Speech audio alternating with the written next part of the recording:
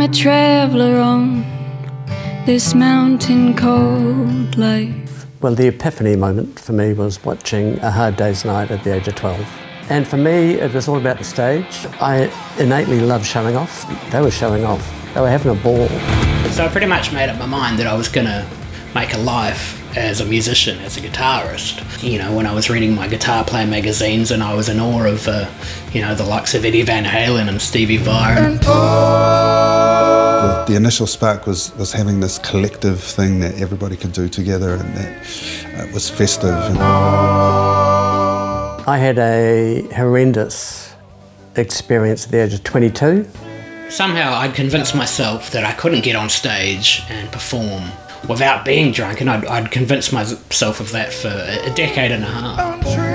When I was studying, I was doing my final year at the Conservatorium of Music in Wellington, and I had my first episode, I guess, which resulted in a committal to Wellington Hospital. And then from then on, I pretty much was susceptible to panic attacks without anything bringing them on. Yeah, it's hard to explain. Just being in almost like a daydream that you can't kind of wake up from.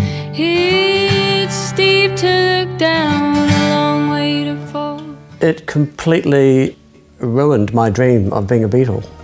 You're in it, so you can't see the wood for the trees, basically. It takes some people years, and other people, it will destroy them, you know, if they're not careful.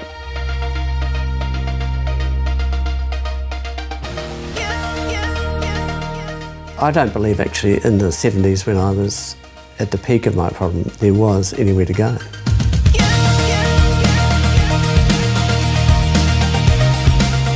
I think this new service from the New Zealand Music Foundation is great. I mean, because it is hard to ask for help. By setting up this service that is, you know, tailored for musicians and tailored for music people, that just puts help just a little bit more in reach, I think. Myself and a lot of people that have been in similar situations dealing with mental health struggles would have loved a service like this.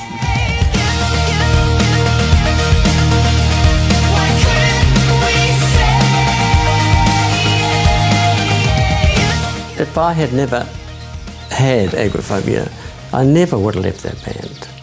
You'd have to be stupid to leave that band.